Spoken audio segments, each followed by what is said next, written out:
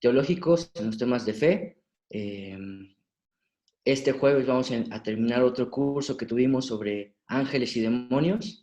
Y también los sábados tenemos cursos desde las 9 de la mañana a las 2 de la tarde. Pues eso, la intención es abarcar todas las posibilidades que tiene el cristianismo, ¿no? Desde la teología, para conocerse a sí mismo, ¿no? Para conocernos nosotros, nuestra fe, compartirla, sobre todo. Bueno, pues este curso es un curso breve y, bueno, también tiene que ver con el contexto que vivimos, ¿no? Esta situación que nadie esperaba, ¿no? Del COVID-19, que es tiempos de dificultad, de adversidad, pero en medio de todo creo que hay esperanza, ¿no? Y entre todos la construimos y bueno, encontraremos vínculos de este libro del Apocalipsis como un mensaje de esperanza desde la Sagrada Escritura. Y bueno, pues eso es todo. Todos tienen, creo, mi celular y cualquier duda pueden escribirme a mí si están interesados en otros cursos y también a los maestros que tendrán, a Cindy Velázquez y a María Fernández. Bueno, estamos por terminar este mes los cursos de sabatinos y en septiembre iniciaremos otros que más o menos son como cursos trimestrales, ¿no? Y que van, bueno, desde la filosofía cristiana, la historia de la iglesia, teología bíblica, también espiritualidad y psicología y antropología y arte, ¿no? Bueno, es todo por mi parte y muchas gracias por estar aquí, por interesarse y darnos su tiempo, ¿no? Y compartir con nosotros. Buenas tardes a todos, buenas tardes, noches a todos, ¿no? Gracias a Mario, nuestro director, fundador, nuestro guía del EPEC. Quiero de rapidito seguir comentando algunos de los cursos que tenemos como colectivo. También, aparte de los cursos trimestrales que ya nos compartió Mario, tenemos estos, bueno, ya no, teníamos el de patrología, que es un curso en colaboración con el doctor Orlando Solano de Colombia. Terminó justo en esta semana que acaba de pasar, pero vienen más colaboraciones con él y esperemos que próximamente con la Universidad Pontificia Javeriana. Y aparte, pues, se comenzó también un seminario internacional de pensamientos, reflexiones sobre Ignacio Yacuría. Esperen más información sobre eso, va a estar muy interesante. Y ya hay la primera conferencia que nos apoyó José Sols Lucía, ya está colgada en la red, en YouTube, en la página del Espacio Popular de Exploración Cristiana. Así es que si gustan verla, pues también vayan a la página de internet. Vienen próximamente varios cursos muy interesantes como este de ecoteología. Les recuerdo que se acerquen a la página oficial y este es también el nuevo curso que ya está terminado el cartel. Antropología de la religión nos va a acompañar la maestra Daniela Oliver y el maestro Manuel Romero. Y bueno, pues esto es como 2 minutitos de presentación de quién es el EPEC. Vayan a nuestra página de internet, pueden encontrar productos para seguir apoyándonos, no solo playeras, sino tazas y demás. O en general lo que pretendemos es crear comunidad, así es que acérquense a todos estos temas. Pues bueno, gracias a todos. Estas sesiones se van a grabar. Si no pueden conectarse a las siguientes de las 4, podemos facilitarles los videos para que las vean. Este curso breve de introducción al libro lo voy a compartir con mi amiga Mariel. Hola Mariel, ¿gustas presentarte? Sí, con mucho gusto. Pues bueno, antes que nada, gracias al EPEC, ¿verdad? Por invitarnos a dar este curso con mi amigo Sintli. Bueno, no sé qué decirles de mí. Soy Mariel Fernández, tengo 28 años. Soy licenciada en Ciencias Religiosas por la Universidad Pontificia de México. Como ya les platicó Mario, pues después de esa licenciatura, pues opté en especializarme por teología bíblica, que es realmente lo que me apasiona, lo que me gusta. Pertenezco, o creo que pertenezco, quién sabe si pertenezco a la Iglesia Metodista de México, donde pude estar pastoreando algunas iglesias durante algunos años. Y actualmente, bueno, ya no soy ministro de culto, pero pues sigo participando de las actividades de la Iglesia Metodista. Y actualmente pues soy profesora de la Comunidad Teológica de México, ahí es donde desarrollo la mayor parte de mi vida académica.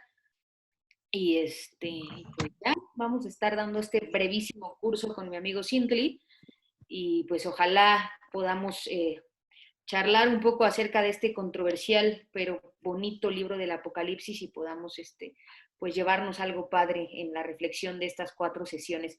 Bienvenidos y bienvenidas a todas y a todos y ojalá pues podamos darle duro estos 4 martes.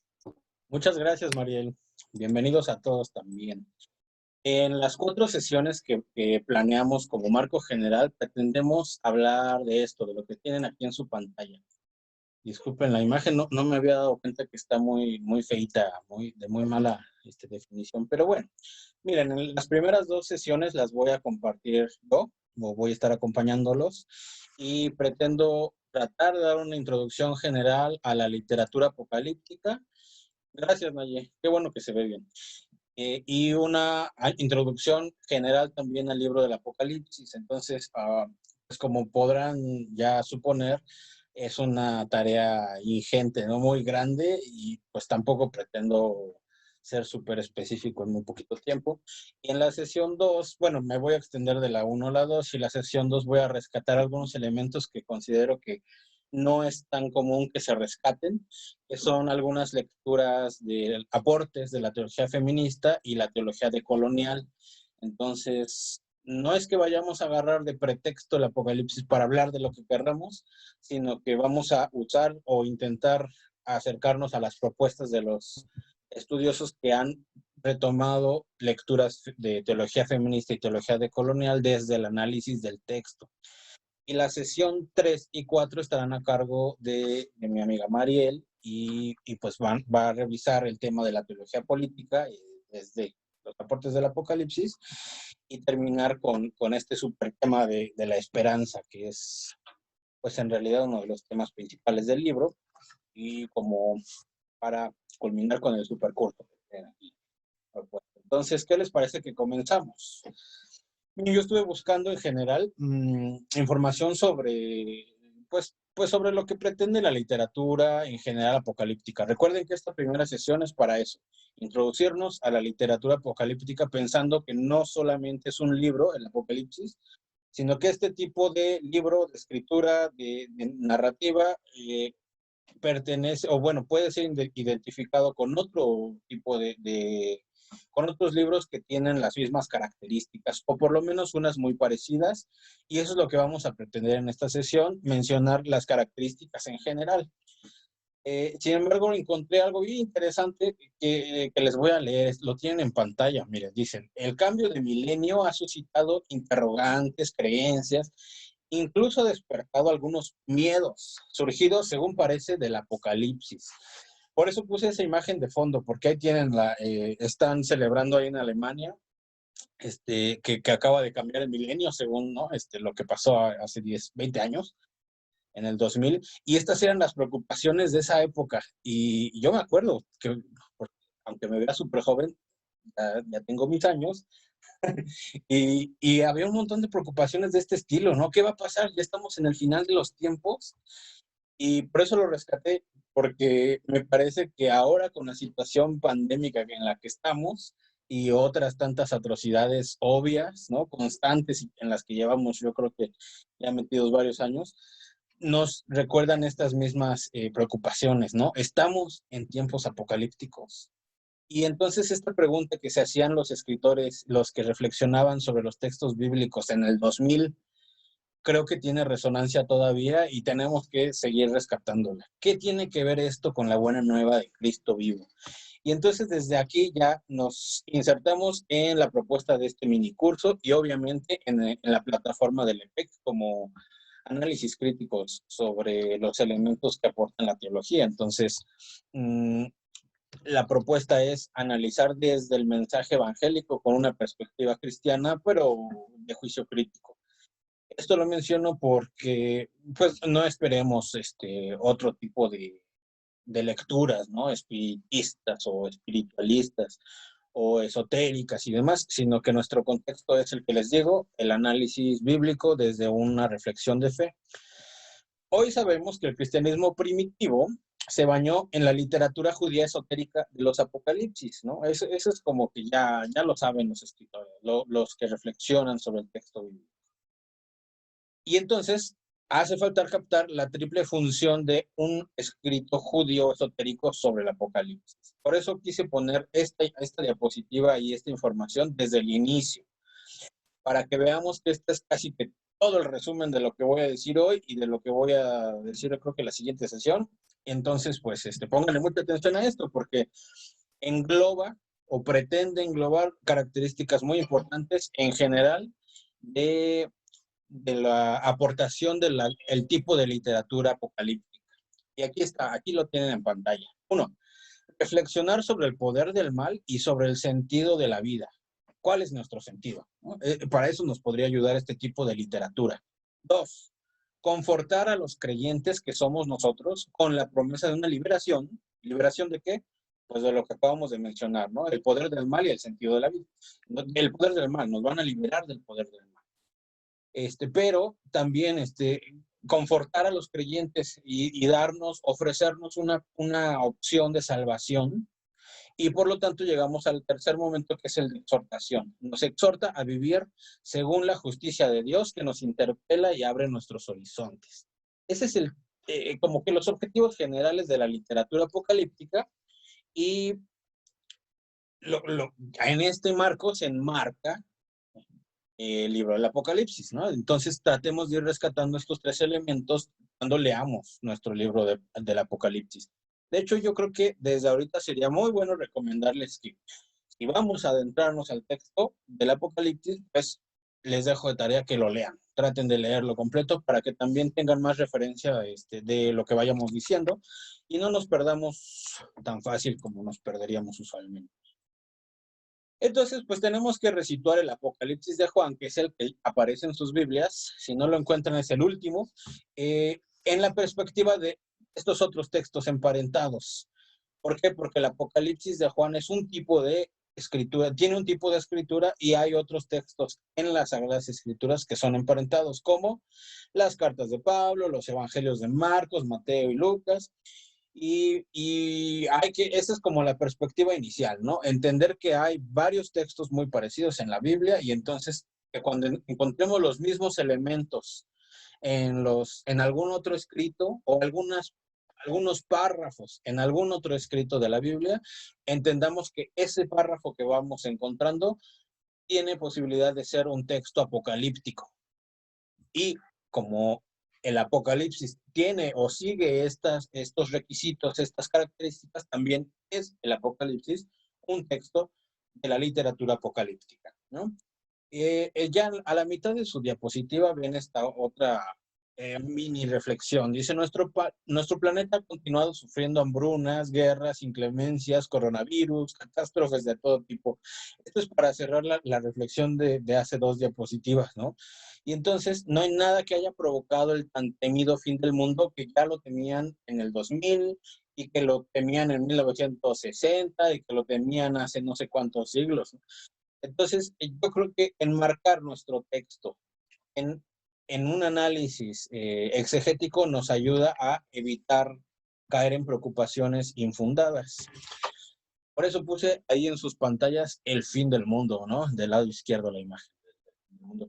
Aunque hoy se producen fenómenos naturales inquietantes como las pandemias, y que son en gran parte causados por la actividad humana, nada permite pensar a corto plazo en un final del mundo bajo la forma de una catástrofe cósmica sin precedentes. Y esto lo pongo porque yo tengo una amiga que muy preocupada me dijo, oye, ¿tú qué sabes de estas cosas de los jinetes del apocalipsis? ¿Es posible que yo los vea en el cielo?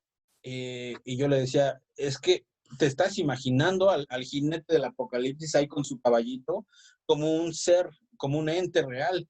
Y entonces, por eso puse lo que hasta el final está en sus pantallas. Es posible leer estas viejas profecías de forma inteligente e interpelante, o sea, que nos hablen. Es posible que nos sigan hablando estas imágenes antiguas hoy. Y eso es lo que ustedes tienen que ir recordando cuando tengan acceso a la lectura del libro o cuando lo vayan releyendo. Miren qué bonito en sus pantallas. Al final puse una imagen de los 4 caballos en los que van montando los 4 jinetes, ¿no? Y yo creo que a mí me parece por lo menos interesante que a partir de una lectura casi podríamos decir literal de las propuestas de los libros del Apocalipsis, en general apocalípticos, ahora hasta tenemos iconografía, ¿no? Y les hemos, parece ser que los hemos incluso vaciado de significado y nos quedamos con la imagen simplemente, ¿no? Que nos presentan literalmente las perícopas, las metáforas, los colores, los lugares y demás. Y estoy repite y repite la palabra apocalipsis y no, ni siquiera les he dicho qué significa. Entonces, así de rapidito, el término apocalipsis es la transcripción de la palabra griega apocalipsis, que abre el Apocalipsis de Juan y que significa revelación. En castellano es revelación. Se usa varias veces, el sustantivo es empleado 18 veces en el Nuevo Testamento y el verbo, que es apokaliptein, de es velar, que es levantar el velo, se usa 26 veces. Pero se menciona esto para que también entendamos que no es que sea único del evangelio, del libro de Juan. También la tradición literaria era conocido en el siglo XI. ¿Por qué puse 11? 2 antes de Cristo y el siglo 2 después de Cristo. Ay, perdónenme, me salí de mi diapositiva. Entonces estamos en un contexto en donde la gente sabe de lo que hablamos, ¿no? Cuando se menciona la palabra apocalipsis, la gente tiene inmediatamente una referencia hacia la palabra, desvelar, revelar, ¿no? Entonces, otra cosa que hay que tener en cuenta cuando nos metemos en la lectura de estos textos es que proponer, como ya está en sus pantallas, una definición de apocalíptica significa tener en cuenta una triple realidad. Uno, que la apocalíptica a la vez es un género literario, es decir, textos, también es un movimiento social, o sea, grupos humanos que están tras los textos, y es una comprensión del mundo y de la realidad, que es en cierta medida una ideología. Son cosas que hay que tener en cuenta cuando nos acerquemos a la lectura del texto. Lo voy a repetir, ¿no? La apocalíptica es a la vez un género literario, a la vez es un movimiento social y a la vez es una comprensión del mundo y de la realidad, ¿no? En alemán tienen una palabra que en una sola palabrita implican la comprensión no solamente del cosmos, sino del origen del cosmos y el futuro hacia donde va este cosmos, como una bola que ya empezó a moverse, ¿no? La Weltanschauung. Y en castellano es medio complejo, pero yo creo que esa es la apocalíptica también. Cómo vemos el presente y hacia dónde va. Y por eso es tan importante rescatar la perspectiva de la apocalíptica. Quiero leer esta frase que, aunque parece que es muy, muy larga ahí en su pantalla, creo que es muy importante. Un apocalipsis, dice Collins, es un tipo de literatura de revelación que en un marco narrativo presenta la revelación transmitida por un ser celeste a un destinatario humano, ¿no? Ya tenemos como el primer elemento para comenzar a identificar elementos cada vez que leamos el texto, ¿no? Un apocalipsis o cualquier texto del apocalipsis presenta a un ser celeste frente a un destinatario humano, ¿no? Y que desvela una realidad trascendente. A la vez, este ser trascendente es de orden temporal en la medida en que concierne la salvación escatológica o la salvación a final de los tiempos, y de orden espacial, por tanto, que implica otro mundo, el mundo sobrenatural. Semejante revelación tiene como finalidad interpretar las circunstancias presentes y terrenas a la luz del mundo sobrenatural y futuro e influir a la vez en la comprensión y comportamiento de los destinatarios por medio de la autoridad divina. Y dice que la cita está un poquito larga, pero me parece que resume toda la literatura apocalíptica también, ¿no? Tenemos varios elementos y vamos releyendo y releyendo esta frase. También la vamos a ir desglosando ahorita en las diapositivas que siguen. Si gustan, yo les paso después el PDF de esto, entonces lo van leyendo también en sus casas, no se preocupen. La apocalíptica no es solo, como ya lo dije desde el inicio, un texto. No solo es el Apocalipsis de Juan al final de nuestras Biblias. No, es parte de una literatura abundante. Algunos textos así de rápido, solamente los voy a mencionar para que tengamos el contexto.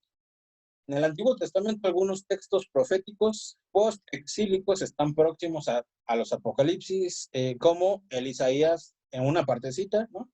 Del 24, de los capítulos 24 a 27, que a veces se le llama el Gran Apocalipsis, pero en el mismo Isaías hay un pequeño Apocalipsis que está en otros capítulos, ¿no? En el 35, 34 y 35.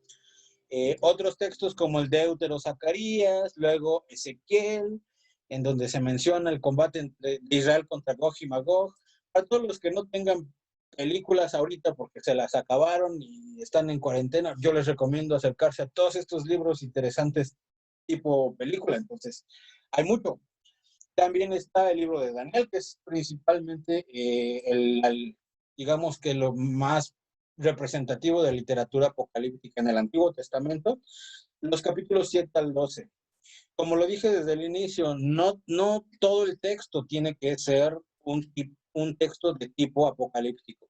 En general son algunas partes, ¿no? Son los textos que tengan elementos, que son los que vamos a rescatar más adelante. Así, por ejemplo, en Daniel, solo de los capítulos 7 a 12 se considera esa sección una sección que pertenece a la apocalíptica. Veanlos, están bien divertidos. Y otros ejemplos significativos fuera del Antiguo Testamento y fuera del Nuevo Testamento, como los que tienen aquí en la pantalla. El Apocalipsis de Abraham, el cuarto de Esdras, el segundo libro de Baruch, el primero de Enoch, y toda una tradición de libros de Enoch, el libro de los jubileos, el segundo libro de Enoch, o el Enoch eslavo, el tercer libro de Baruch, el testamento de Abraham, y hay otros apocalípticos en otros escritos como los testamentos de los 12 patriarcas y en algunos escritos de Qumran. No sé dónde podamos conseguir estos textos. Yo no he leído ninguno de esos, aunque suene que sea un montón solo por leerlo, pero no sé dónde estén.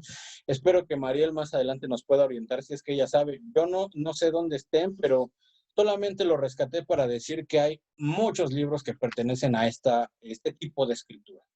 Ya adentrándonos en las Sagradas Escrituras, en el Nuevo Testamento, además del Apocalipsis de Juan, está, por ejemplo, Marcos 13 y sus paralelos, ¿no? Por eso puse esas dos líneas, de Mateo y Lucas, ¿no? Y esto sería lo que constituye el Apocalipsis sinóptico. Como podemos ver, son partecitas. El capítulo 13 de Marcos y sus paralelos, ¿no? Mateo en sus dos capítulos, 24 y 25, y el capítulo 21 de Lucas, que son los paralelos. O sea, vamos a encontrar el relato muy parecido. Y asimismo, algunos textos del Corpus Paulino, o sea, de las cartas de Pablo, como la primera carta de Tesalonicenses y en la segunda de Tesalonicenses. Ahí lo tienen en pantalla. La carta de Judas, y hay otros pasajes en la segunda carta de Pedro que también pertenecen al mismo género. No se preocupen si estoy hablando muy rápido. Lo único que pretendo hacer en estas primeras diapositivas es recalcar que hay muchos libros que pertenecen a este tipo de escritura o en donde podemos encontrar los mismos rasgos y las mismas características. ¿Por qué es importante rescatar que el libro de Juan no es el único? Pues porque si entendemos que en la literatura apocalíptica en general hay algunas reglas que se siguen, algunas características que son parecidas, es más fácil que podamos entender el libro de Juan, del Apocalipsis. Y miren, ¿no? O más textos están en el Apócrifo de Juan, las preguntas de Bartolomé, el Apocalipsis de Santiago, de Pedro, de Pablo, el Apocalipsis de Adán, que suena bien padre. Yo no he leído ninguno de esos, pero el de Adán suena muy interesante, ¿no? Muy bien. Entonces, es un género de literatura de revelación. Ese es el objetivo en general, ¿no? De todos estos textos, configurado narrativamente. Esto ya lo mencionamos en la frase de Collins de hace 2 diapositivas, en el que se ofrece la revelación por medio de un ser de otro mundo a un destinatario humano, desvelándole la realidad trascendente, que es al mismo tiempo de naturaleza temporal, en la medida en que se apunta a una salvación escatológica y espacial, en tanto en cuanto supone o conlleva otro mundo, que es el mundo sobrenatural. Son los elementos que estoy rescatando desde la diapositiva anterior, ¿recuerdan? Entonces, al leer los Apocalipsis, habrá que tener en cuenta no solo los criterios formales, es decir, los elementos que van constituyendo el texto, sino igualmente la comprensión que se tenía del mundo, que es una característica de la literatura, y que va a proporcionar unos criterios que voy a mencionar ahorita. Los criterios que voy a mencionar, recordemos, no están siempre presentes en todos los textos apocalípticos. Podemos encontrar 1, 2 o los 8, 9. Incluso no necesariamente están en todo el texto, que es lo que les mencionaba hace ratito, como el caso de Daniel, ¿no? Ustedes abren Daniel y solamente del capítulo 7 al 12 va a ser apocalíptico, todo lo demás no. Por eso puse esta frase, estas palabras al final. Son tendencias, tienen tendencias a, ¿no? Por ejemplo, cuando se hable de un dualismo, bueno, hay textos que tienen una tendencia a ser dualistas y a lo mejor no en su totalidad. Así es que pues estamos metiéndonos en rollos de los analistas bíblicos o exégetas o teólogos y pues son elementos que nos van a estar ayudando. El primer elemento que quisiera rescatar es de la pseudonimia, que es también el destinatario de la revelación. Los escritos apocalípticos apelan a un gran personaje del pasado. Algunos textos que están usando la pseudonimia, ¿no? Como Moisés, como los patriarcas, como Enoc, Esdras, Baruch. Se hacía también con los salmos. En un salmo se le ponía, por ejemplo, Salmo de Salomón. Y resulta que el mendigo escribió un montón de salmos, ¿no? Resulta. Y entonces fue cuando los estudiosos empezaron a preguntar, ¿en serio escribió tanto? O por ejemplo, Moisés, ¿en serio escribió en el quinto libro de la Torá su propia muerte? No, ¿cómo va a escribir? Entonces empezaron a surgir preguntas cuando los estudiosos de la Biblia empezaban a leer críticamente la Biblia, empezaron a entender este tipo pues no sé cómo llamarle, de elementos narrativos, Mariel, ya me va a regañar la exégeta, con los que querían salvar algunas cosas. Por ejemplo, la pseudonimia indica una necesidad de autoridad, reclamar esta autoridad en el texto para algo en especial, para esto. Así el autor podrá de forma ficticia recorrer toda la historia de Israel desde la época del personaje histórico al que se atribuye la obra, por ejemplo, Moisés, o por ejemplo, algún patriarca, o los libros de Enoch, de Esdras y de Baruch, y mostrar de esta manera todo el desarrollo del plan de Dios bajo una forma de revelación de los acontecimientos futuros. Y entonces podemos entender desde aquí más o menos que la pseudonimia tiene razón de ser. Lo voy a repetir. Con la pseudonimia el autor puede entonces hacerle ver al lector que toda la historia de Israel tiene un personaje, tiene un pasado y tiene un futuro, que es lo que pretende hacer la apocalíptica. Un mensaje con un final feliz, digamos, ¿no? La escatología, la salvación futura. El apocalíptico simplemente es fiel a uno de sus artículos de fe, que es el plan de Dios. Y entonces, si nos damos cuenta, desde el inicio ya están estableciéndose desde aquí elementos que van a ser los fundamentales para desarrollar este tipo de escritura. Y el escritor está pensando en un plan de Dios. La idea de fondo que hay en este plan de Dios y para plasmarlo en el texto es que Dios sabe todo lo que va a pasar al futuro y sabe todo lo que pasó en el pasado. Que Dios es ¿cómo se le dice? Omnipotente, omnisciente, todo, ¿no? Todos los ovnis. Eso sonó raro. No, sabe lo que pasó en el futuro y sabe lo que va a pasar, y sabe lo que pasó en el pasado y sabe lo que va a pasar a futuro. Y por eso necesitamos estos mensajes, ¿no? De revelación. Por eso necesitamos un ser celeste que nos comunique. Entonces, si se dan cuenta, va como ligado la necesidad de entender que hay un plan de Dios. Esto va ligado a la necesidad de entender que el plan de Dios ya está escrito y entonces Él sabe lo que va a pasar a futuro. Y entonces, pues, un texto pseudonímico sería un texto en donde haga referencia a la autoridad para decir, la autoridad, como lo escribió Sintli, el libro, es muy probable que sea correcto lo que dice, ¿no? Y entonces aquí, pues, es lo que nos pretende decir la pseudonimia. Como lo escribió Enoch, como lo escribió Moisés, pues él sí sabe de lo que habla y entonces por eso, pues, podemos entender que sí hay un plan futuro establecido. Otro elemento que vamos a encontrar en la literatura apocalíptica en general es esto, el esoterismo y el simbolismo. Y vean qué símbolo tan bonito encontré ahí del lado derecho, la bestia. ¿De cuántas cabezas? 1, 2, 3, 4, 5, 6, de 7 cabezas. Y tiene una cola y está bien bonito este signo, este símbolo. Pero vean cómo desde el inicio se recurría a estas imágenes. Ya lo veremos más adelante, ¿no? Estas imágenes se presentan en el libro de Juan, y bueno, ¿y qué, no? ¿Por qué son elementos recurrentes en la literatura apocalíptica? El escritor de Apocalipsis se supone que divulga secretos confiados en otro tiempo, o sea, en el tiempo pasado, por Dios, a los antepasados célebres. Recuerdan la pseudonimia, ¿no? A elementos importantes de autoridad, como Enoch, como Moisés, como Salomón, fuera de la tradición apocalíptica.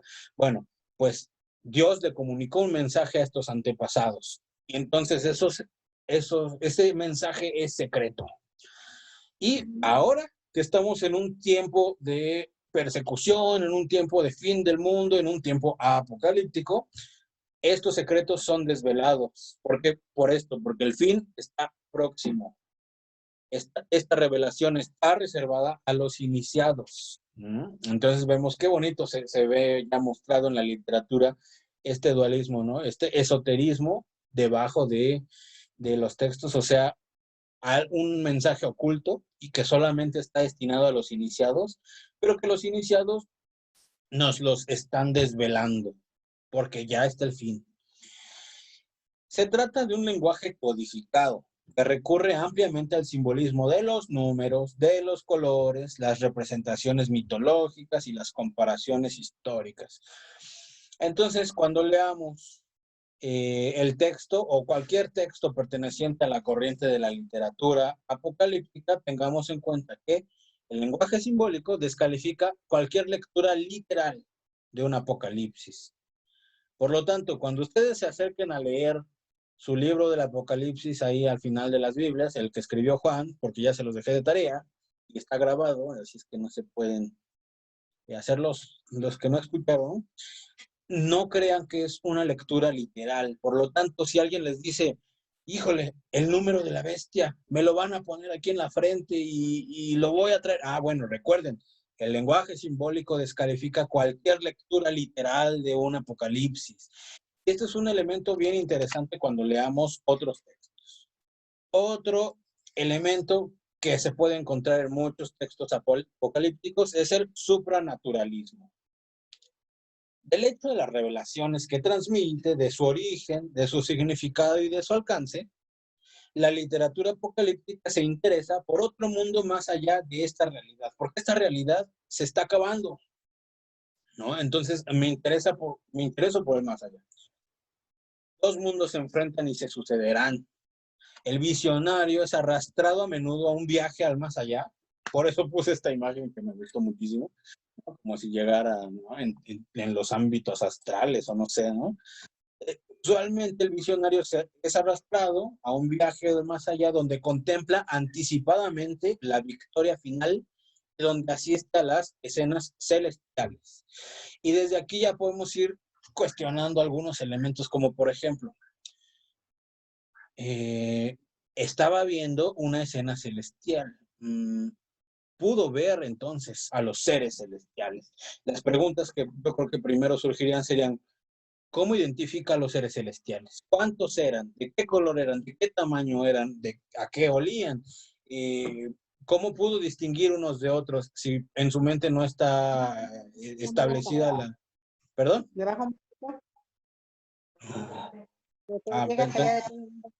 Pensé que era una pregunta, pero no, ¿verdad? Voy a intentar... ¿Quién tiene el micrófono abierto? Disculpe por esa interrupción.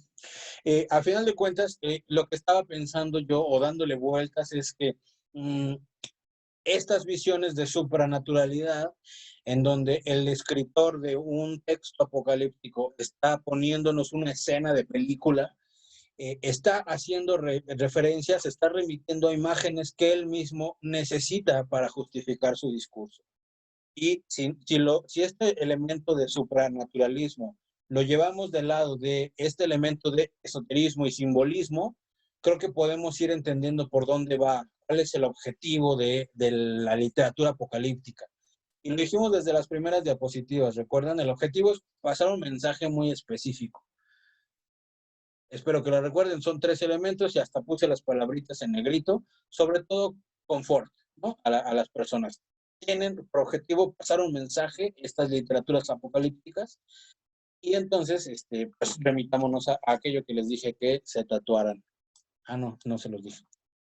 Otro elemento importante para la literatura apocalíptica, hay un dualismo y hay un pesimismo de la historia. La apocalíptica propone una visión dualista y pesimista del mundo presente. Y yo aquí estoy escuchando a mi amiga, ¿no? Ay, es que con tanto coronavirus y los asesinatos a los migrantes y los feminicidios y todo esto, sí, son realidades fuertes y parece ser que nuestro mundo presente es horrible y no hay nada mejor. Entonces, por eso yo creo que cae muy bien este tipo de lecturas, ¿no? Sí, hay que entender que estamos en un momento muy difícil. Miren, este es un lugar de combate entre las fuerzas del mal que dominan a la humanidad y las fuerzas de Dios que un día resultarán victoriosas. Y este es el objetivo principal, creo, de la propuesta de la literatura evangélica. Vean, sí, estamos en un lugar de combate entre las fuerzas del mal y sí, estamos en un momento que nos lleva al pesimismo y sí, nuestra realidad presente es horrible, ¿no? Pero el objetivo de la literatura apocalíptica, presentar que este mal está confrontándose a las fuerzas de Dios, que son las fuerzas del bien, y un día resultarán victoriosas.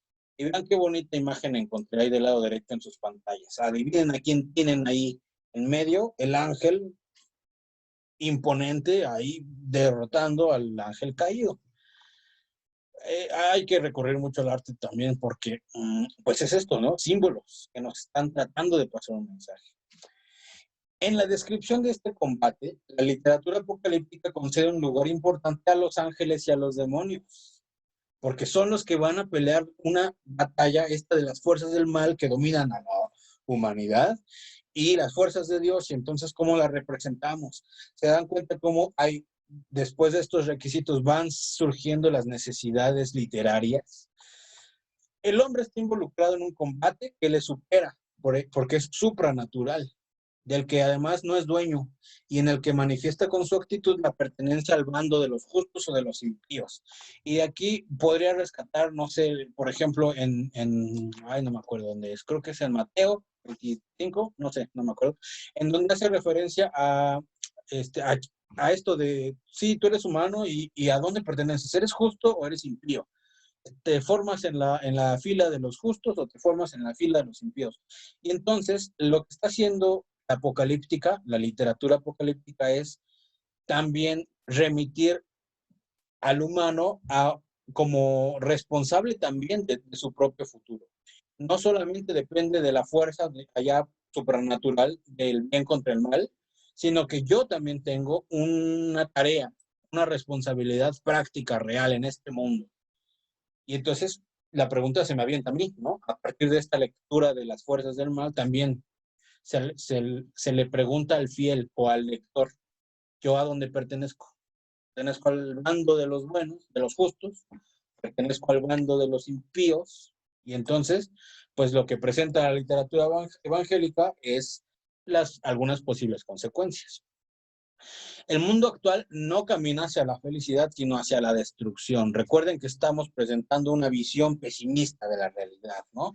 Porque el mundo actual está bajo el juicio de Dios. Y la contraparte. Este pesimismo sobre el futuro del mundo actual se supera con la esperanza en la victoria, que establecerá el mundo nuevo que el visionario contempla ya en espíritu. Ese es el objetivo de las visiones. Por ejemplo, hay un texto de Qumran que se llama La regla de la guerra, ese sí está bien bonito, donde se ilustra un dualismo esencial, ¿no? La guerra de los hijos de la luz contra los hijos de las tinieblas. Y de hecho en algunos textos de los primeros siglos en el cristianismo, bueno, pues obviamente también los textos de Qumran, ¿no? Se mencionan este camino dual, ¿no? De hecho en la Didache, ya lo habíamos visto también en un curso apenas, se mencionan estas frases de los hijos del bien y del mal, o los hijos de la luz y las tinieblas. Hay un dualismo que hace referencia inmediata a la posición ética que tiene el humano en este mundo.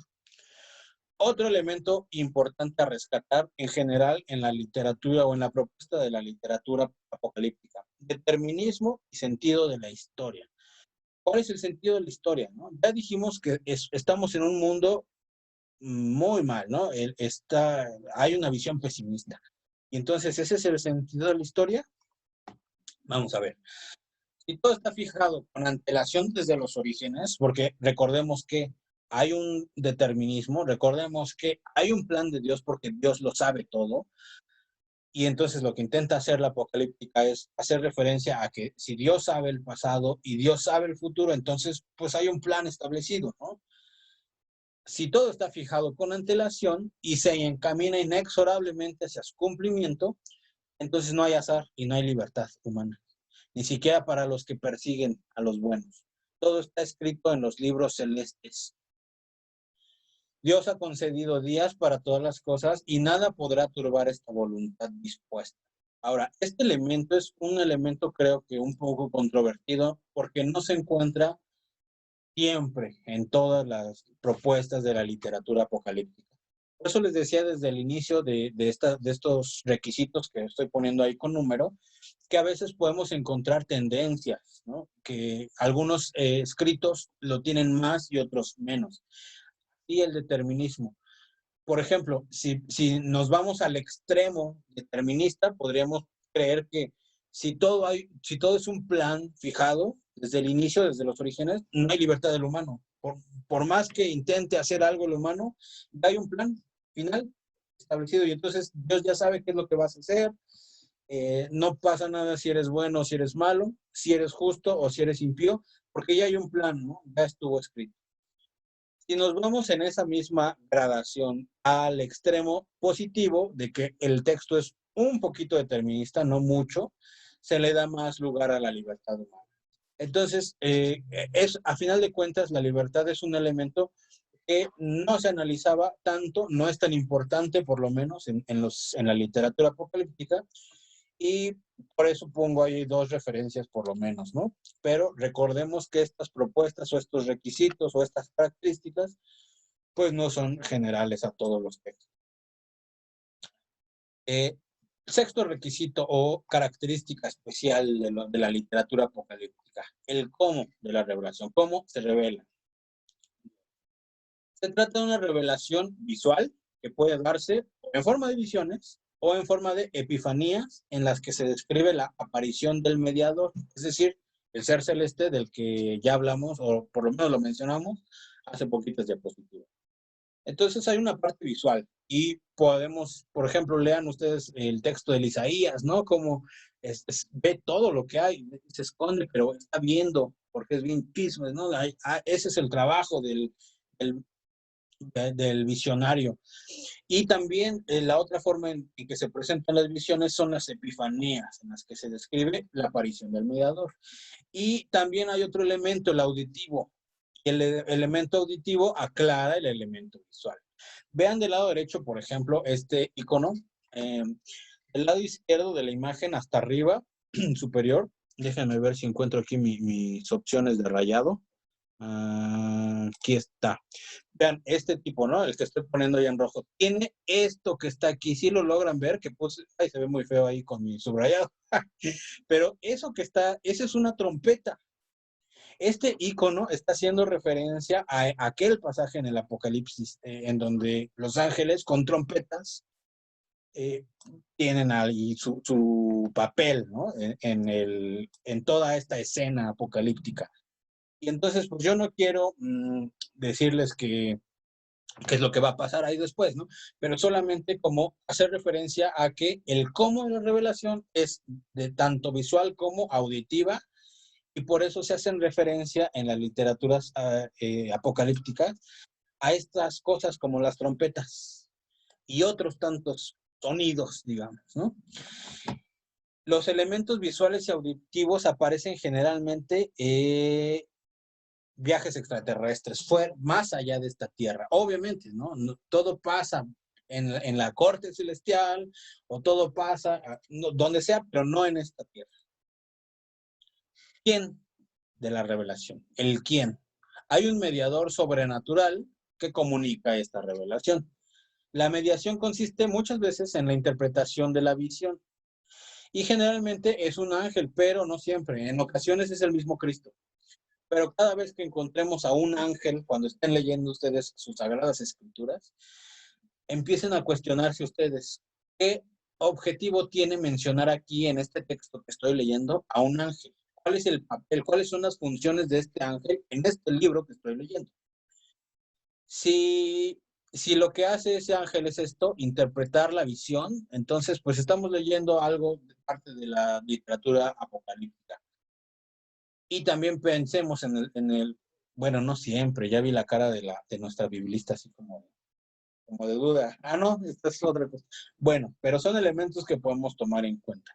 Aquí del lado derecho en sus pantallas, vean también, están haciendo referencia a la parte auditiva de la visión, y por el número de ángeles están haciendo referencia a la visión, ¿no? A lo que se ve. El número de ángeles hace referencia a lo que ve el visionario, y estos elementos como las trompetas, estas que les está entregando el otro ser al lado, hace referencia a la parte auditiva, ¿no? De la revelación.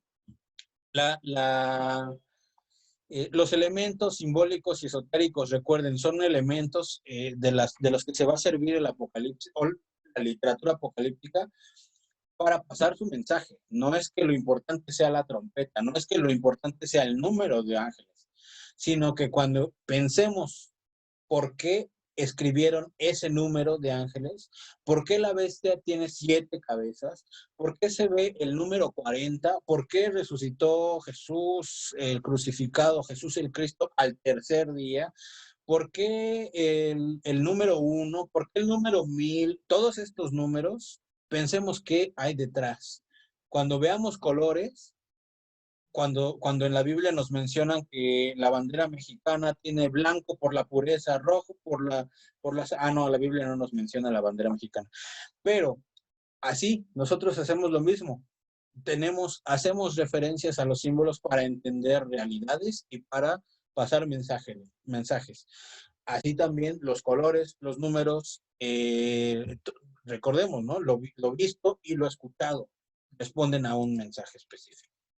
Un elemento teológico esencial en la literatura apocalíptica es la concepción que los apocalipsis tienen del mal y de su origen. Una concepción particular del mal considerada como una realidad autónoma, antecedente a las posibilidades mismas de la elección del hombre, fruto de una contaminación que ha corrompido su naturaleza y que tuvo lugar antes del comienzo de la historia. Vean cómo también podemos ir encontrando con tendencias, en unos textos más y en otros textos menos, esta concepción del origen del mal. Vean ahí en sus pantallas, ¿no? A veces se consideraba una realidad autónoma. ¿Cuáles son las realidades autónomas? Pues los individuos, ¿no? Entonces, hay algunos escritos apocalípticos que hacen referencia a que el origen del mal no está en el humano, sino en un ser autónomo por allá, con 2 cuernos, vestido de rojo, con colita, ¿no? Y pues entendamos también nosotros, ¿no? ¿Qué hay detrás? Si es cierto, no es cierto, y demás. La sustancia misma de la apocalíptica desaparece si se niega la posibilidad del anuncio previo, pues socava la confianza en el pronto y feliz final que dichos textos proponen constitutivamente. Recuerden que ya les había mencionado que uno de los objetivos principales de la apocalíptica es el aspecto escatológico, proponer un elemento esperanzador al final de los tiempos, ¿no? Y entonces, pues, así se cumple la función teológica y social de consolar, que es lo que veíamos que es como muy importante, ¿no? Consolar e informar en vistas a resistir y mantenerse hasta ese final. Y yo creo que si estudiamos esta sección, esta frase, ya ganamos mucho en este curso. Incluso si no se conectan a las otras sesiones, con que se lleven esto. No así conéctense, pero llévense esto, ¿no? Uno de los objetivos, ¿no? Tiene una función teológica el texto, tiene una función social, y la función social es consolar e informar en vistas a resistir y mantenerse hasta el final. Si el final no está establecido previamente, para la inmediatez que se aproxima a pasos agigantados, y si este final no puede ser conocido por los elegidos y benditos, la apocalíptica no tiene ni operatividad ni razón de ser. ¿Cuál es esta inmediatez que acabo de subrayar? El mundo en medio de esta atrocidad terrible, ¿no? Está haciendo referencia la diapositiva a esta sección, ¿no? Si creemos que todo está perdido, pues agarremos nuestro libro del Apocalipsis como elemento esperanzador. Y si creemos que el final del mundo se aproxima a pasos agigantados, agarremos nuestro libro del Apocalipsis, no se preocupen. Muy bien, seguimos. Otro elemento importante, el número 8. Ángeles y demonios. Ya los mencionamos un poquito. Del lado derecho puse ahí una imagen bien padre en donde están los ángeles luchando con los demonios. Bueno, con los ángeles caídos, no como tal demonios, ¿no? Hay iconografía bien bonita, ¿eh? Pero bueno, estos seres, que a final de cuentas son seres angélicos, todos estos, aparecen como en otros textos también. Podemos encontrar en el Antiguo Testamento algunos ángeles, en el Nuevo encontramos más, pero en la literatura apocalíptica encontramos en abundancia, y con ángeles y demonios en abundancia, y con elementos que los configuran con dimensiones extraordinarias, cuantitativa y cualitativamente, o sea, ya los describen con no sé cuántos pares de alas, o sin sexo, o con sexo, muy grandotes, muy chaparros. ¿Cuántos son? ¿Es uno o son muchos? Hay una jerarquía, hay legiones, no sé, ¿no? Ya cuantitativo y cualitativamente en la literatura apocalíptica hay un incremento abundante. El traspaso ideológico entre vecinos de Israel. ¿Cuáles son los vecinos de Israel? Hay que ver también en qué época. Estamos analizando un libro. Pero si en los vecinos de Israel proliferaban dioses y semidioses, fue sencillo entonces, mediante un proceso de desdivinización de las entidades divinas, traer estas imágenes al judaísmo y entonces pensar que eran ángeles protectores de cada país, mensajeros y guardianes. Eso es un poco así groseramente mencionando el proceso por el que pasó el Antiguo Testamento o la literatura apocalíptica para apropiarse imágenes como las de los ángeles. Preguntémonos, ¿no? ¿Cuál era el elemento o los dioses? ¿Qué función tenían en las otras culturas contiguas del judaísmo, ¿no? De Marduk, Ishtar, Moloch, Baal, todos estos grandes dioses, ¿cómo es que pasaron como demonios a la cultura de las Sagradas Escrituras? El ángel a veces entonces es o intérprete, o a veces está encargado, bueno, ¿por qué intérprete? Porque está encargado de explicar la visión o el mensaje al vidente. ¿Por qué? Porque el vidente necesita una explicación. Recuerden que el vidente, que es el personaje humano al que se le está dando esta revelación, al final de cuentas, es un iniciado al que se le va a pasar el mensaje y que tiene que pasar a los no iniciados el mensaje. Aquí surgen los ángeles malos, que son los ángeles caídos, responsables en muchos textos de la caída del hombre, del origen del mal y del pecado. Y eso es lo que yo mencionaba hace ratito, ¿verdad? En la literatura apocalíptica podemos ir encontrando esto.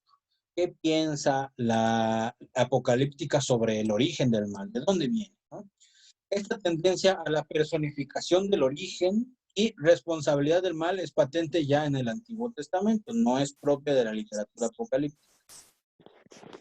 ¿Alguien abrió su micrófono? ¿Tiene alguna duda? No. Ok. Otro elemento que podemos ir pensándolo como parte de los elementos que se pueden encontrar en muchos textos de literatura apocalíptica es el elemento de la resurrección. En el Antiguo Testamento no se encuentra más que en Daniel, y esto, por lo menos a mí, se me hizo súper interesante. No se cree en todo el Antiguo Testamento la resurrección, así de gratis.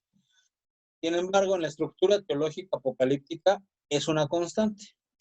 En la estructura teológica apocalíptica, es decir, si nuestro tema es encontrar elementos que cohesionan una literatura apocalíptica, uno de los que vamos a encontrar recurrentemente es la creencia en la resurrección. Pero a mí se me hace un tema que es un poco complejo y bueno, no solo a mí, ¿no? Hay algunas preguntas, vean, preguntas que surgen de aceptar la resurrección distinta de la inmortalidad. Cuando se presenta la creencia en la resurrección, se presenta como distinta a la creencia en que eres inmortal. Y hay muchos problemitas que están contextualizados o tratemos de entenderlos en su contexto. Creemos en la resurrección. ¿Quién va a resucitar? ¿Los buenos? Y si resucitan todos, es decir, los buenos y los malos, ¿qué les espera a unos y qué les espera a otros? Y entonces aquí, en esto que acabo de mencionar, podemos ir encontrando ya el origen también de todas estas problemas y transmitidos por escrito sobre qué pienso que es el cielo, qué pienso que es el infierno, ¿no? Y vamos a encontrar las distintas concepciones a lo largo del desarrollo de los distintos escritos que encontramos en las Sagradas Escrituras. ¿Cuándo tiene lugar la resurrección? Se dan cuenta cómo este es un problema que surge desde nuestras concepciones humanas, que le metemos el tiempo a todo, no podemos imaginarnos cosas sin tiempo y sin espacio. Entonces pensar en la resurrección nos hace meternos en estos líos. ¿Cuándo va a pasar la resurrección? ¿Al final de mis días? ¿Al inicio de los días? No sé, ¿no? Si hay un lapso de tiempo entre la muerte y la resurrección, ¿qué hacen mientras tanto los muertos y dónde se encuentran?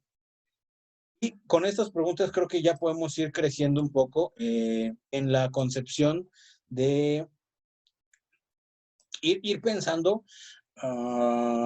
cómo fueron desarrollándose las demás propuestas de la Biblia con respecto a al cielo y al infierno, ¿no? Y si se dan cuenta, son puras preguntas que son por la finitud de la mente humana, ¿no?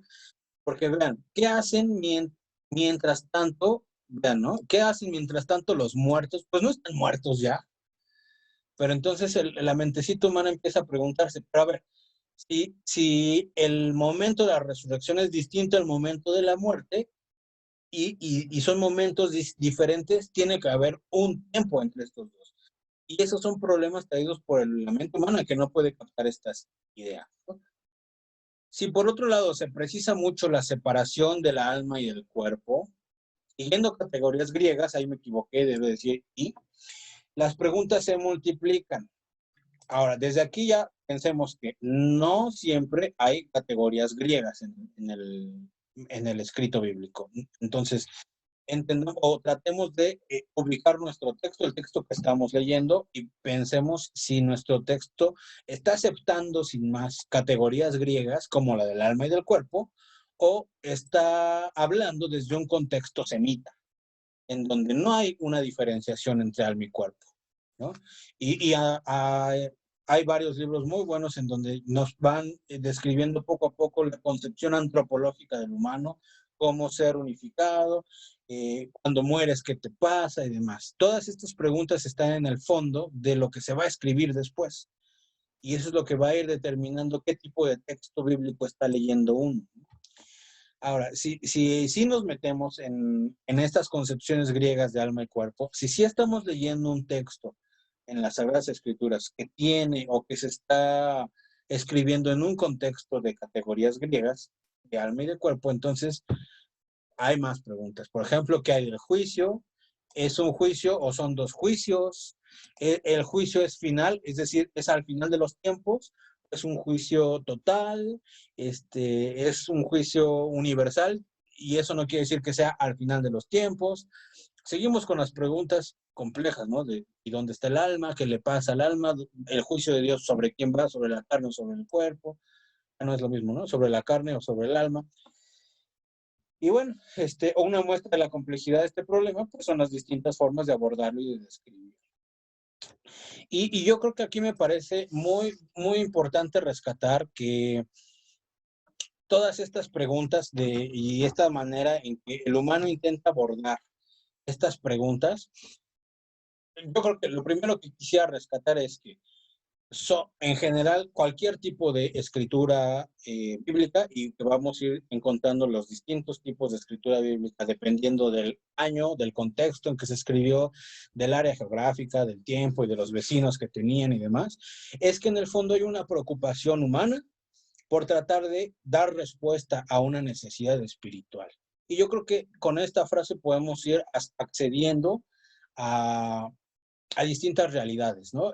Podemos ir entendiendo distintas propuestas bíblicas y podemos ir entendiendo o estando en paz con las distintas propuestas que uno puede encontrar en las Sagradas Escrituras. Es la primera, que sería que hay una necesidad del escritor bíblico por responder a estas preocupaciones espirituales.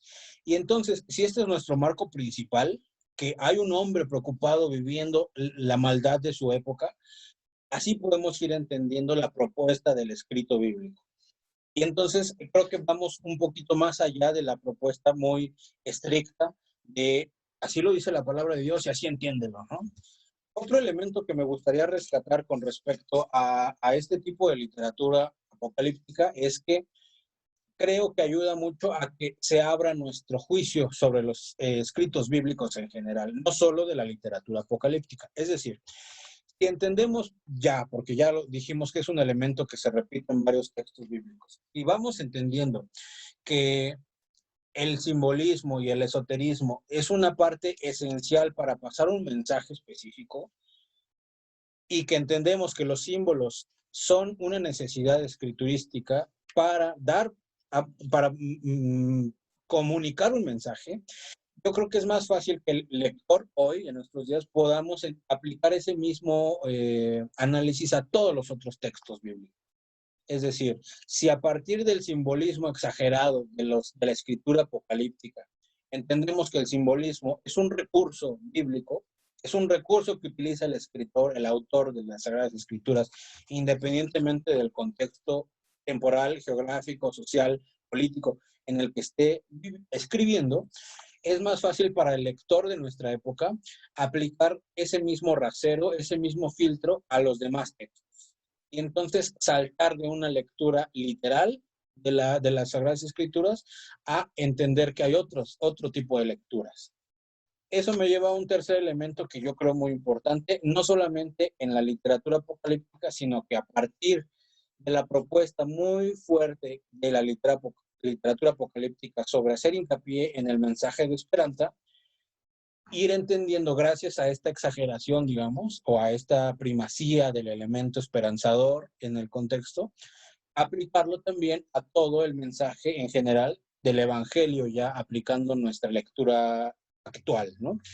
Es decir, si entendemos que la propuesta de la literatura apocalíptica es hacer hincapié en un mensaje de esperanza, y entenderlo desde sus herramientas como propuesta dentro de la literatura apocalíptica, podemos también más fácil aplicar esos elementos a otros textos que no tengan esas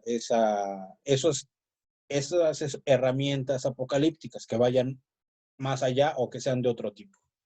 Y yo creo que esos tres elementos son muy importantes. Ahora, otra cosa que yo quería recordar aquí también en esta mini introducción a la literatura evangélica es cuál es la diferencia entonces entre la propuesta de la literatura apocalíptica y la propuesta de la escatología, del tipo de escritura que gira en torno a la necesidad de proponer una esperanza futura al final de los tiempos.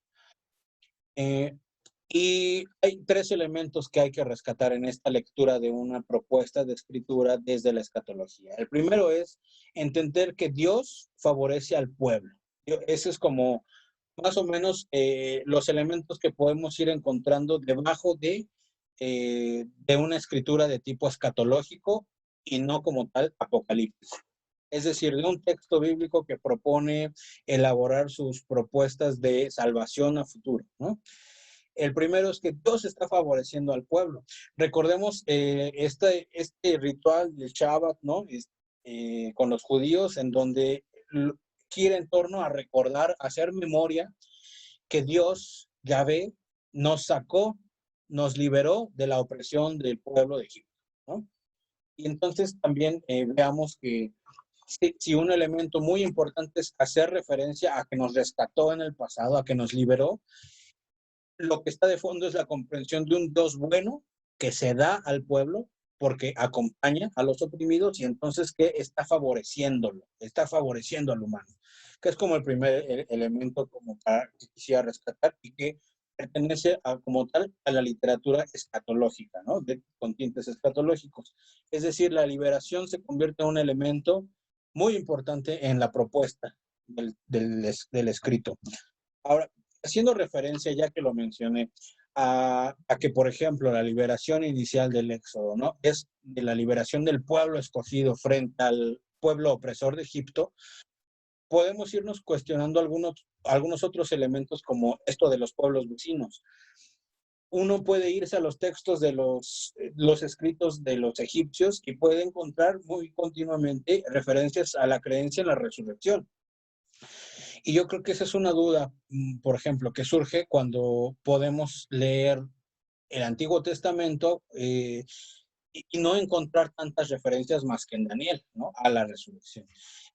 Y entonces esos elementos nos ayudan a no solamente a entender el contexto del escrito bíblico, es decir, el contexto del Antiguo Testamento, sino también entender la individualidad de la escritura o de la propuesta de las Sagradas Escrituras. No repiten como tal lo que están bebiendo de los pueblos contiguos, ¿no? De los pueblos vecinos. No se casan con toda la ideología y la repiten sin más, sino que sí usan, a diferencia de la primera propuesta, usan algunas imágenes, algunas propuestas, y podemos encontrar elementos como por ejemplo el poema de Enuma Elish y el poema de Gilgamesh. Usan elementos de otras culturas para dar a entender un mensaje que ya es propio. Eso también mantengámoslo como recordando cada vez que hagamos una relectura. El segundo momento, si el primer momento era que Dios favorece al pueblo, es decir, el momento de la liberación como un momento que va dibujando o dibujándose en todo este tipo de literatura escatológica y no como tal apocalíptica, también vamos a ver el otro elemento. Este es el papel de Dios. ¿Cuál es el papel del pueblo escogido? ¿Cuál es el papel de Israel? Y recordemos aquí que el pueblo escogido no es cualquier pueblo. La imagen incluso del pueblo escogido es una imagen frente a la muchedumbre, al pueblo que no está definido, que quién sabe qué ideología tiene. El pueblo escogido es un pueblo que está viviendo de acuerdo a las tablas de Moisés, ¿no? Tiene un itinerario ético muy específico a partir de una vivencia espiritual. Y entonces, este pueblo escogido, ¿cómo vive? ¿Cómo reacciona ante el Dios bueno? Y lo que pinta esta literatura escatológica es una lectura de no fidelidad. El pueblo de Israel no ha sido fiel, le ha sido infiel a los mandatos éticos de Dios, y podemos ir entendiendo que el pueblo, digamos que es el que se ha portado mal.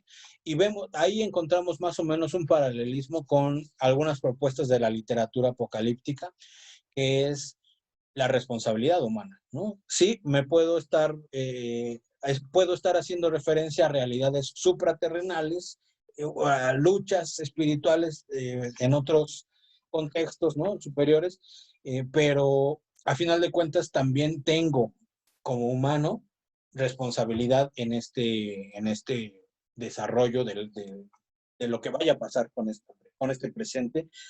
Es más, gran parte del presente catastrófico en el que estamos viviendo es a causa de la responsabilidad ética, ¿no? Y entonces, bueno, ya se desdibuja como este segundo elemento. Israel no es fiel, no es un pueblo fiel. El primero es, Dios es bueno, Dios es fiel, Dios es un ser que da liberación. Es el primer momento que se puede rescatar desde la literatura escatológica. El segundo es, Israel no es fiel. Es decir, el pueblo escogido está respondiéndole mal a la divinidad. Y desde aquí podríamos pensar entonces que el momento de religación entre el humano y Dios lo está rompiendo el mismo hombre. Si había algo ligado, la actitud ética del humano es el que rompe esa ligación. Y por eso necesitamos momentos de religación. Por eso van surgiendo en torno a todas estas vivencias el culto. El culto no es otra cosa más que manifestación práctica de la vivencia espiritual, una necesidad que hay de religarme con el espíritu que está más allá. El tercer, en este segundo elemento de que Israel no es fiel, podemos ir entendiendo que hay un castigo divino. Y el castigo, entonces, es una reacción de la divinidad a la irresponsabilidad o injusticia humana. Y aquí podemos encontrar un poco de diferencia con la propuesta de la literatura apocalíptica. Recuerdan que yo les decía que la literatura apocalíptica en general propone el origen del mal como a partir de un ser personal y autónomo, más allá del humano. La propuesta diferente de la literatura escatológica es que la acción de Dios como castigo es un castigo porque el humano actuó mal. Y entonces aquí entendemos ya de fondo, o bueno, podríamos comenzar a entender cuál es la concepción que hay del pecado y cuál es el papel que tiene el pecado y la justicia, y que es el binomio que va a estar de fondo en todas estas propuestas bíblicas. Pecado, justicia, ¿no? El binomio, soy del pueblo de los impíos, soy del pueblo de los justos. Y el tercer elemento muy importante es que Dios actuará a favor del pueblo a futuro. Ya, el primero es que Dios es libertador. El segundo es, el humano no me fue fiel, Israel no fue fiel, el pueblo escogido no me fue fiel, ¿no? Y entonces ahí estoy haciendo conciencia de pecado. Y el tercer momento es, Dios va a actuar a favor a futuro. Y aquí ya están metidos varios elementos. El primero es que para no recaer en este círculo de bondad, caigo en pecado o caigo en injusticia, hay un castigo y se vuelve a repetir el círculo, lo que propone la literatura escatológica es decir, al final de los tiempos hay una solución definitiva de la divinidad. Y la solución definitiva es perdonar todo. Y entonces vemos cómo la concepción de esperanza futura va ligada a una concepción de justicia divina, está ligada a, o como respuesta al pecado humano, pero que se remite en pasado a un Dios fiel, un Dios bueno que me dio la liberación en primer momento. Y entonces vamos a ir entendiendo más o menos como la propuesta de fondo, no solamente cosmológica, no solamente de origen del bien y del mal, sino sobre todo antropológica y cuál es el papel del humano que lee este tipo de textos frente a la historia, ¿no? Y lo mismo vamos a ir encontrando o desdibujando en las propuestas de la literatura apocalíptica también, ¿no? No estoy diciendo que no. Aquí en pantalla tienen un icono que encontré bien bonito porque es como el resumen del libro de Juan, el Apocalipsis. Entonces, pues, obviamente, no voy a mencionarles todo, a describirles todos los iconos, pero lo que quiero poner o decirles con esta imagen es que es importante que tengan el contexto general del libro y que no descontextualicen ningún cuadrito. Por ejemplo, si aquí vemos en este de aquí, ¿no? Que estoy tratando de subrayar con rojo, que no se ve el rojo, me le cambio el color a azul. Tampoco. Si yo le tengo miedo a la bestia de 7 cabezas que tiene en coronas y no sé qué tanto, pues entendamos que este icono o este elemento de la propuesta del libro del Apocalipsis está en un marco muy especial que es todo el texto bíblico y que todo el texto bíblico tiene por objeto decirle al lector, no te preocupes, te tengo que consolar, ¿no? Voy a dejar un momento para preguntas. ¿Alguien tiene preguntas y comentarios? Ya vi que sí. Y déjenme ver. No sé cómo se llaman, Nayeli, pero se los puedo pasar. Es un resumen más o menos del libro, entonces les puedo pasar el icono y les puedo pasar también las diapositivas. Dice Manuel, ¿qué ejemplo hay de la literatura escatológica o teología escatológica que interpreta la salvación en cualquier texto bíblico? Sí, Manuel, yo quisiera remitirte pues en general a ir encontrando elementos escatológicos, irlos comparando con algunos elementos apocalípticos, pero sobre todo entender que gran parte de la interpretación de todas estas propuestas depende de una teología, es decir, no solamente lees los elementos, sino que los traes a un sistema de interpretación. Es lo que propondría en última instancia la teología. Y que además es un tema que espero que se aborde como con grandes elementos en la última sesión. Entonces, pues esperemos que María nos pueda aumentar las dudas con respecto a la propuesta escatológica como mensaje de esperanza, qué va a pasar al final de los tiempos y demás. ¿Alguien tiene alguna duda? Adelante, es su momento de preguntar.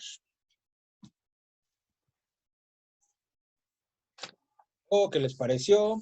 Miren, también otra cosa que estaba pensando es que les puedo facilitar algunos textos de lectura de comprensión en general del libro del Apocalipsis y que nos pueden ayudar a ir contextualizando mejor la lectura del libro, ¿no? Para no tener no quedarnos o no abrumarnos con tanta información.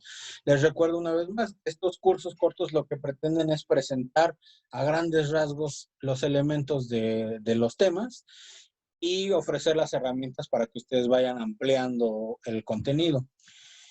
La sesión de hoy pretendía introducir en general a los elementos de la literatura apocalíptica en los que se enmarca la propuesta del libro de Juan, del Apocalipsis.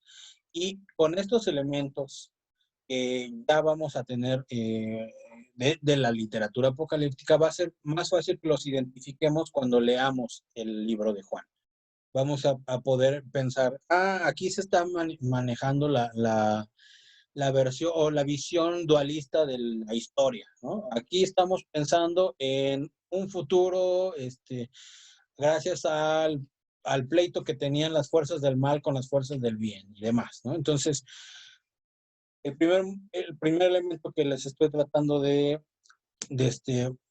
rescatar ahorita es si entendamos como elementos en general de la literatura apocalíptica, y el siguiente, pues que tenemos que en general también acercarnos a la propuesta en general del libro de Juan. Dice Manuel, otra pregunta. ¿Por qué el Apocalipsis forma parte del Nuevo Testamento, ya que brinca su diferencia respecto a los demás textos? No sé, Manuel. ¿Quieres comentar algo, María? ¿O también te reservas? Okay. Es que es tu sesión, ¿yo qué hago? No, no es cierto.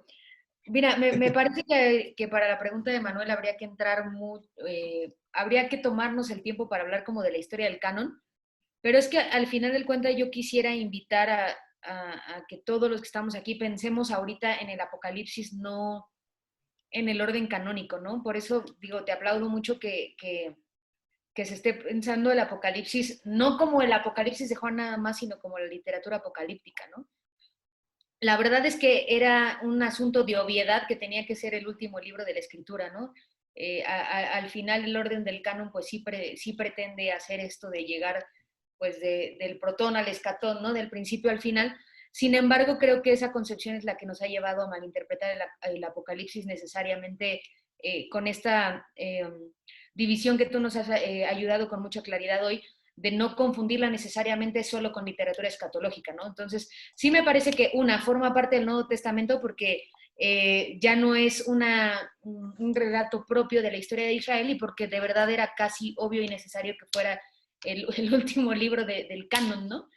pero creo que lo interesante va a ser verlo como literatura apocalíptica y no solo como literatura escatológica para evitarnos ese peligro que hay de escatologizarlo tanto que le demos esa mala interpretación. Bueno, no mala interpretación, ¿no? Pero esa interpretación no insuficiente, me gustaría decirlo así. No sé si solo revolví más a Manuel o yo, ¿no? No sé. Ay, ya apareció. Like. Creo que eso es, sí me revolviste mal. No, le dio like, fue como, súper bien, Mariel. Pues muchas gracias, Mariel. Yo creo que también quisiera contextualizar estas primeras 2 sesiones para que ustedes vayan también haciendo tarea en casa de sacar todas sus dudas y poder hacerlas pues a mí y yo se las paso a Mariel o directamente a Mariel, que es la que las va a terminar respondiendo. Obvio. Oye, si puedo hacer un comentario rapidísimo. Claro, claro. Yo sí quisiera invitar lo que decías hace rato, ¿no? Es que me sale mi celo biblista, perdón. O sea, creo que la crisis de los estudios bíblicos hoy en día es que muchos y muchas sabemos acerca de lo que alguien dice de la Biblia, ¿no? O sea, somos expertos de lo que dice Shekel de la literatura profética, de lo que dice, no sé, Dunn de la literatura apocalíptica, no sé. Sabemos un montón de lo que la gente dice de la Biblia, pero yo sí quisiera invitar yo sé que es un curso muy corto, pero sí quisiera invitar a los presentes a que si en las medidas de sus posibilidades, como Cintli les dijo, pueden dedicarle un poco de tiempo a leer el libro del Apocalipsis para que nosotros podamos evitar en el poquísimo tiempo que tenemos tener que detenernos en contextualizar ciertas cosas, ¿no? Pero el comentario va a raíz de esto, o sea, quienes puedan darse el tiempo y quienes realmente lo vayan a poder hacer, un consejo que hablaremos en la tercera sesión es intenten evitar los 2 graves errores de la interpretación bíblica, ¿no? Primero, el tratar de interpretar todo desde nuestro propio contexto, ¿no? O sea, tengamos mucho cuidado de leer el Apocalipsis y quererlo meter o encajonar a fuerza en nuestro contexto, ¿no? O sea, las interpretaciones más extrañas del Apocalipsis han nacido de ahí, ¿no? De quererlo meter a fuerza a nuestro contexto, ¿no? Entonces yo quisiera invitarlos a que de verdad dejen que el texto les hable a ustedes y no le quieran hablar ustedes a fuerza al texto, ¿no? Esa sería la primera. Y la segunda, lo mismo, recordar que no lo escribimos nosotros, ni lo escribió nuestro vecino, ni se escribió en el 2018, ¿no? Entonces, leerlo con ciertos presupuestos o con ciertos anteojos de toda la cultura que implica un texto por el mismo hecho de ser texto, ¿no? O sea, creo que si nos animamos a leer el Apocalipsis desde esas 2 tips, no sé, podemos solitos empezar a incorporar todo lo que tú nos estás diciendo, lo que seguro nos dirás el próximo martes y lo que podremos ver. Quién sabe en las mías, porque sabe Dios qué vamos a ver, pero pues sí podría ayudar bastante, ¿no? Ya me voy a callar. No, a mí me pareció muy prudente lo que dijiste y creo que quedó perfecto para que se emocionen los que están escuchándola para las próximas sesiones, no la mía, sino las últimas 2. Entonces, bueno, les recuerdo la propuesta. La propuesta es que se pongan a leer el texto bíblico y que pongan sus preguntas por escrito para que nos las hagan. Si no las puede resolver Mariel, se van a escribir y las seguimos trabajando o pensando entre todos, ¿no? También el objetivo de un curso introductorio en 4 sesiones es precisamente no pretender abarcar ni concluir todo, que precisamente en humanidades es algo muy complejo. No damos por concluido los asuntos, sino que sirve para que sigamos pensando y pensando. Así es que la tarea es, saquen sus preguntas para que también tengan un contexto más bueno para las próximas sesiones. Y bueno, y con mucho gusto les paso algunos textos hoy en el chat grupal de WhatsApp, para que también vayan accediendo pues, a los textos como básicos. Ya nos irá puliendo esa bibliografía nuestra amiga Mariel también. Y pues acérquense sin miedo con preguntas y demás. Un momentito más, tenemos 3 minutos. ¿Alguien quiere comentar otra cosa antes de que que terminemos esta sesión? Mario, ya vi que alzó su dedo. Sí, buenas noches. Buenas noches a todos. No, bueno, se me ocurría también con esta pregunta de Manuel, siempre muy, muy finas, ¿no? Sus comentarios y preguntas. que, o sea, también puede vincularse mucho, o sea, tanto la teología judía, ¿no? La teología del Antiguo Testamento, con la teología cristiana o con la teología del Nuevo Testamento, ¿no? Ambos testamentos como un continuo de desarrollo de teologías, ¿no? Entonces, justo todo lo que estuviste comentando, ¿no? De la apocalíptica, o sea, cómo tiene su lugar en el judaísmo, no solo en el judaísmo, también en el cristianismo y en todo el contexto, ¿no? Y también cómo el cristianismo toma de eso, ¿no? Es como para hermanar ambos pensamientos y también con todos los pensamientos que estaban en la época. Entonces, creo que el Apocalipsis no sería un texto raro, sino que sería tal vez un texto, como lo mencionabas, muy de la literatura apocalíptica, que eso lo diría también, ¿no? Con parte de un desarrollo de la teología judía, ¿no? Y también, pues, un texto muy cristiano. Mariel. Es que de verdad no quería que Mario hiciera eso porque luego me emociono y nos vamos a ir a las 10 de la noche y nadie quiere escuchar a Mariel hasta las 10 de la noche. Pero sí, o sea, lo que dice Mario es súper importante. O sea, si nosotros somos un poco estrictos con la conexión de la que habla Mario de esta literatura apocalíptica con la literatura judía o con todo este contexto judío, o sea, realmente escarbarles es bastante sencillo, ¿no? O sea, realmente nosotros podríamos decir un poco arbitrariamente, porque pues tengo 3 minutos para hablar, pero de la manera más arbitraria posible tendríamos que decir que la literatura apocalíptica mama de la literatura profética, ¿no? Entonces, es imposible separar la literatura apocalíptica de todo su contexto judío cuando mama todo de esta literatura profética, ¿no? De hecho, si nosotros siguiéramos, por ejemplo, a mi gran amigo viejito Walter Brueggemann en su propuesta profética, o sea, realmente todo su esquema profético es un esquema que nosotros podríamos muy fácilmente y sin ser tan irrespetuosos aplicar a la literatura apocalíptica, ¿no? ¿A qué me refiero?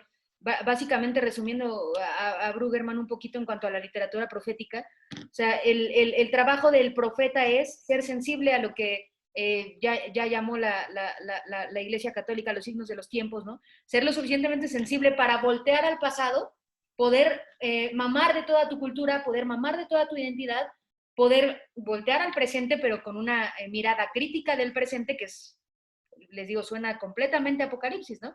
Mirar con una mirada crítica a lo que acontece en el presente, pero con todo ese bagaje del pasado, pero no se queda ahí, y es donde entra la literatura apocalíptica de la mano con la literatura profética, ¿no? Voltea hacia atrás para ver su identidad, voltea con responsabilidad al presente para criticarlo, pero voltea con esperanza al futuro para proponer algo, ¿no?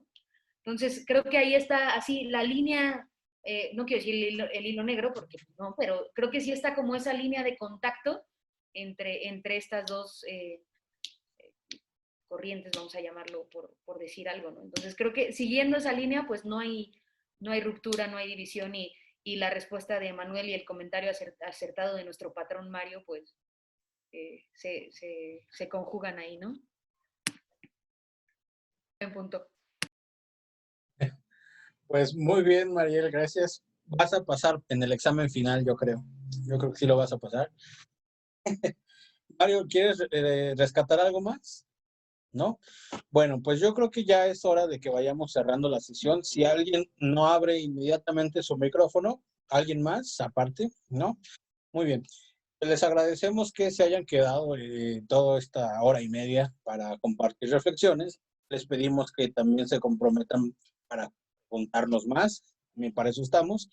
Y bienvenidos a la comunidad de PEC, bienvenidos a los cursos. Y ya les dijimos, este es uno de varias propuestas que tiene el PEC. Acérquense. Está muy padre todo este rollo.